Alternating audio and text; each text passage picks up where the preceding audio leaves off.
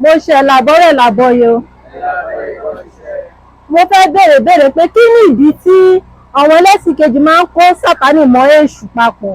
Ẹ ṣe fún ìbéèrè àkọ́kọ́, kí ni ìdí tí àwọn ẹlẹ́sìn àjòjì tí wọ́n fi ń pe èṣù ní Sátánì? Ẹ̀yin náà ti gbọ́ ìbéèrè látọ̀dọ̀ ẹni tó béèrè ẹlẹ́sìn àjòjì.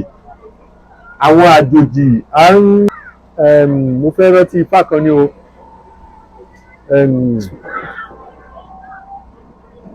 If I skip mind mi, àjòjì bá ṣe pé kí ní ká bàlújẹ́, tí má ti rántí màá kí fá yẹn.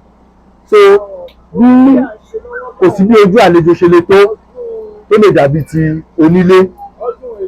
Àlejò lè gbójúgbójú kó mọ àkùkọ adìyẹ funfun nínú ìsasùn, ọmọ onílé ló máa júwe ọ̀nà fún. Kí ni a fẹ́ fàyọ ń bẹ̀ ni pé àwọn kan ni wọ́n wá, nígbà tí wọ́n wá tí wọ́n bá wa kọ ìtàn ilé wa. Ọ̀pọ̀lọpọ̀ àwọn tó wà níbí báyìí ni ò dé ìlú wọn rí, a kàn pàdé níbí náà ni mi ò mọ̀ wọ́n rí. Ṣó pọ́sibù kémi tí mi ò mọ̀ wọ́n rí kí wọ́n máa kọ ìtàn fámìlì ẹni yẹn níbi tó ti jáde? Àwọn tí wọ́n wá kọ ìtàn wa yìí wọn ò mọ̀ wá rí, wọn ò bá wa ṣe rí, wọn ò mọ nǹkan kan nípa wa, wọn ò mọ ibi tá a ti ń bọ̀, wọn ò mọ ibi tí à ń lọ. So àwọn ni wọ́n wá tí wọ́n mú ẹnìkan gẹ́gẹ́ bí ẹrú láàrin wa.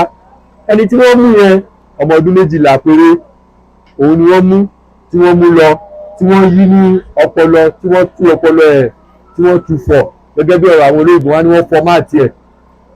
Òun ni wọ́n wá pè wá tí wọ́n máa bá wọn kọ ìtàn wa. Á ní nǹkan tí ọmọ ọdún 12 mọ̀ nínú ìtàn ilé bàbá ẹ̀, á ní nǹkan ọmọ ọdún 12 dámọ̀. Nígbà tí yẹn dẹ̀ dé ló bẹ̀rẹ̀ sí ní kọ bíbélì gẹ́gẹ́ bí ní èdè Yorùbá. Ìgbà tó ń kọ bíbélì ní èdè Yorùbá, ó rí Jesus, ó pè ní Jésù, ó rí Joshua, ó pè ní Joshua, ó rí Peter, ó pè ní Pétérù, ó rí John, ó pè ní Johanu.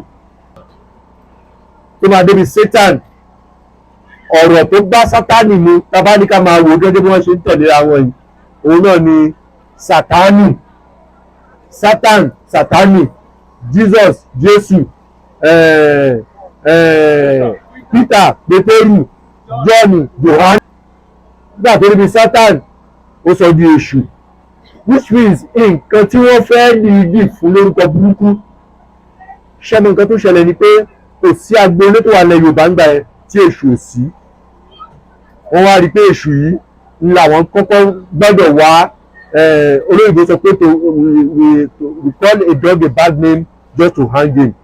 So kí la lè fi wé nǹkan tá a lè fi bá orúkọ ìjẹ́ ló wá di pé wọ́n sọ èṣù yẹn ní Sátánì, torí pé wọ́n ti sọ pé òun ni ìràwọ̀ òwúrọ̀ tí ó sọ̀kalẹ̀ tó bọ́ lọ́hùn jà, tí wọn àtọ́lọ́hun jọ jà látọ̀run, tí wọn àtọ́lọ́hun jọ ní kwanta tó ń bọ́ lọ́hùn dupò lọ́hùn, wàhálà tiwọn nìyẹn.